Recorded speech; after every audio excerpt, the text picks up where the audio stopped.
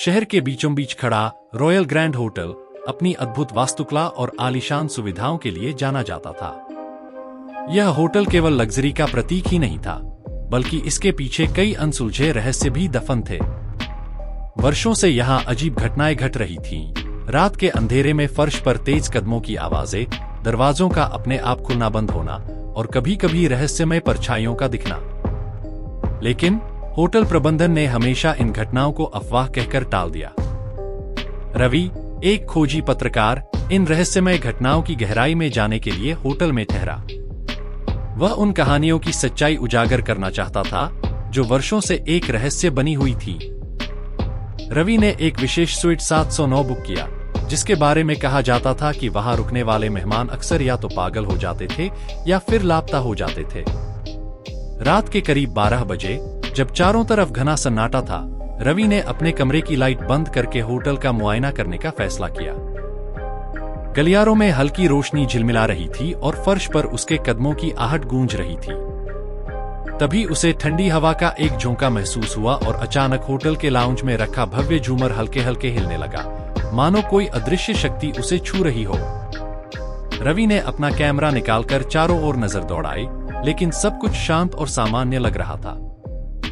फिर भी उसके दिल की धड़कन तेज हो रही थी।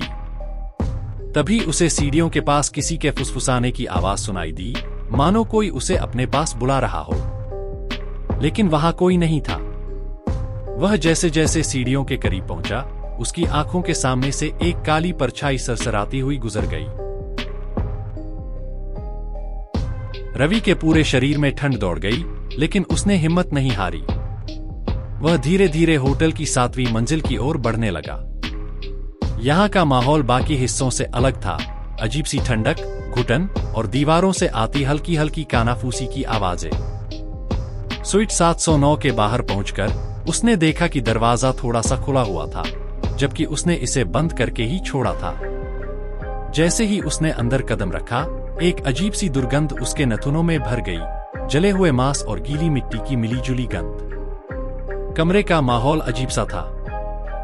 फर्नीचर धूल से ढका हुआ लग रहा था, मानो वर्षों से किसी ने इसे छुआ न हो। अचानक खिड़की के शीशे पर खरोंचों के निशान उभर आए, जैसे कोई अंदर आने की कोशिश कर रहा हो। रवि पीछे हट ही रहा था कि उसने बाथरूम के अंदर से किसी के कराहने की आवाज सुनी।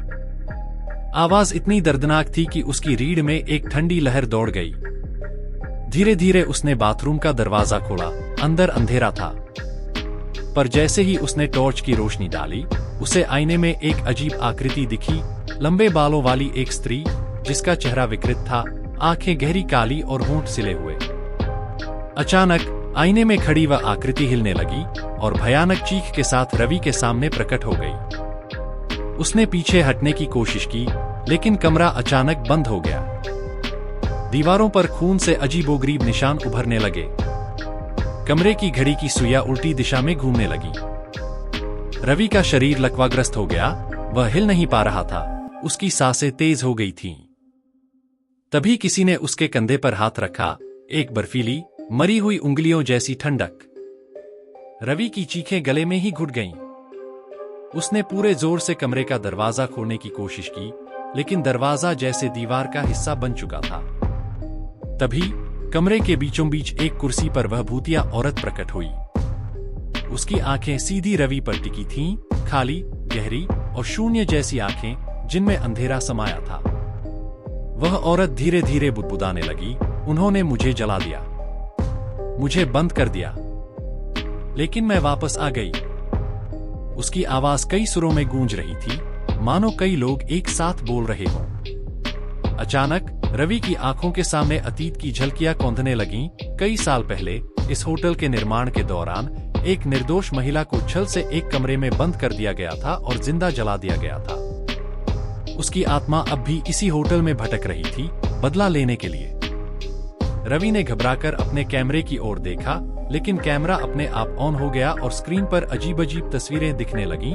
होटल के गलियारों में भटकती काली परछाइयां, बिना आंखों वाले चेहरे और एक जलती हुई औरत की झलक।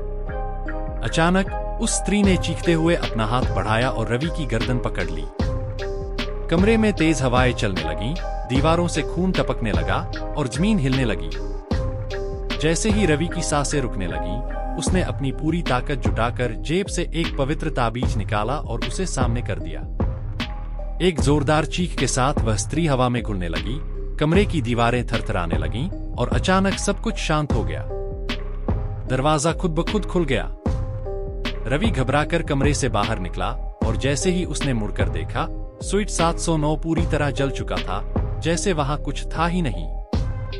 रवि भागते हुए होटल से बाहर आया, लेकिन जब उसने अपनी कार की खिड़की में झांका तो उसे वहां एक जोड़ी जली हुई काली आंखें घूरती हुई दिखीं।